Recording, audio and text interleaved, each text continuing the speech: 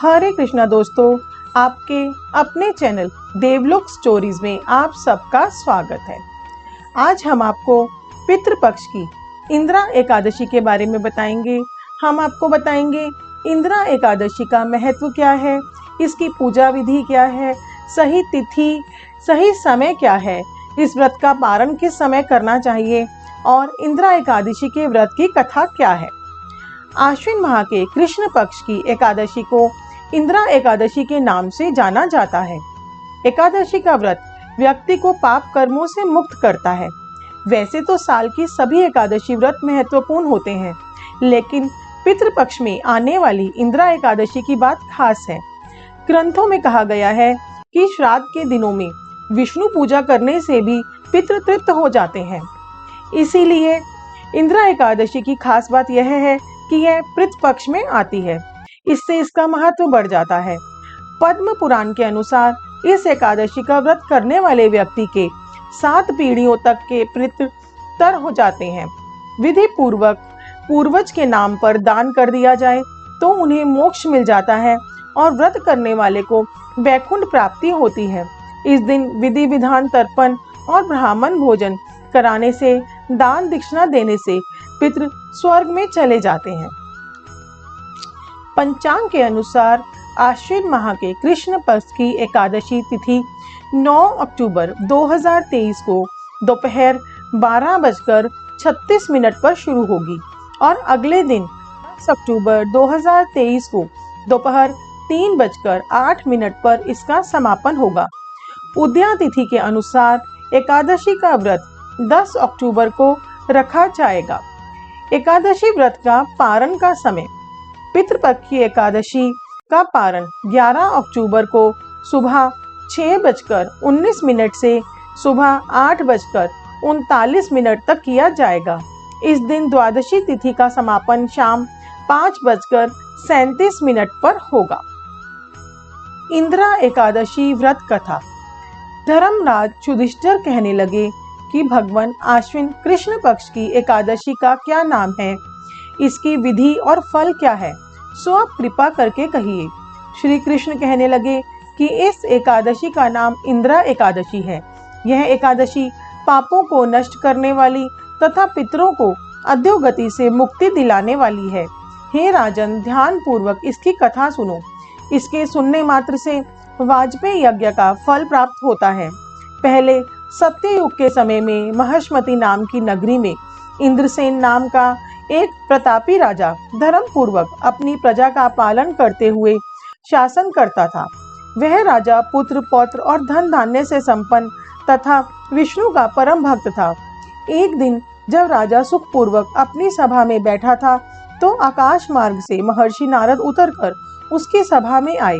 राजा उनको देखते ही हाथ जोड़कर खड़ा हो गया और विधि पूर्वक आसन व अर्घ्य दिया।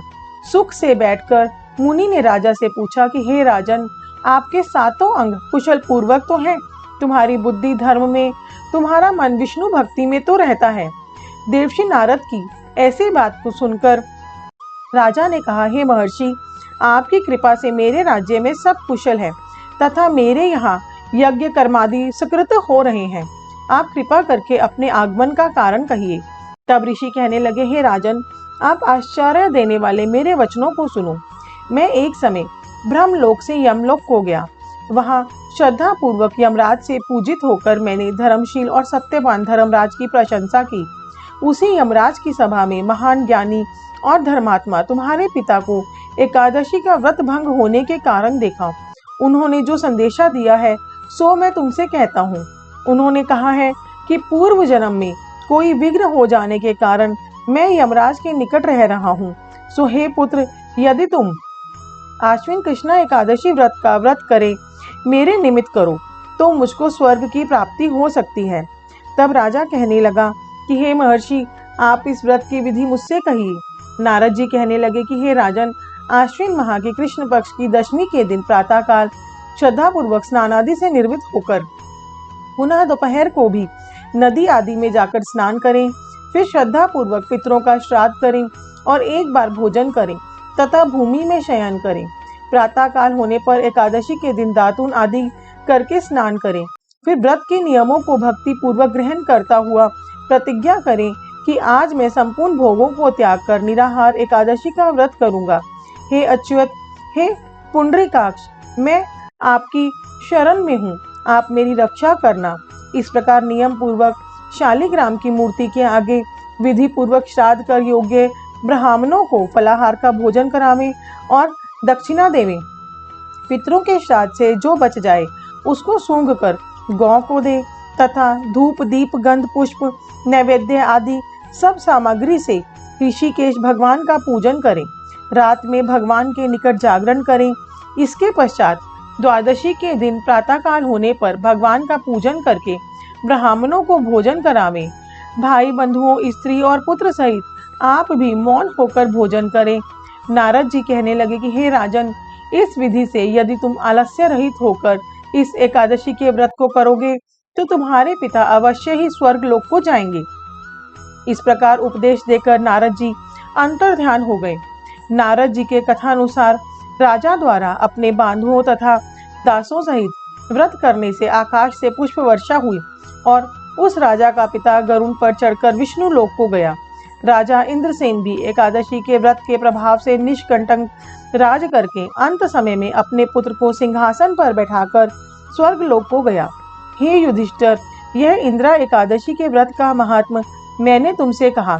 इसके पढ़ने या सुनने से मनुष्य सब पापों से छूट जाते हैं और सब प्रकार के भोगों को भोगकर वैकुंठ को प्राप्त होते हैं। इस एकादशी व्रत का महात्म की कथा समाप्त होती है। दोस्तों, आपको हमारी वीडियो कैसी लगी हमें कमेंट करके जरूर बताइएगा। ऐसी ही प्यारी प्यारी कहानियाँ और कथाएं सुनने के लिए हमारे चैनल को सब्सक्राइब कीजिए। आपका हमें इतना प्यार और सहयोग देने के लिए बहुत बहुत धन्यवाद।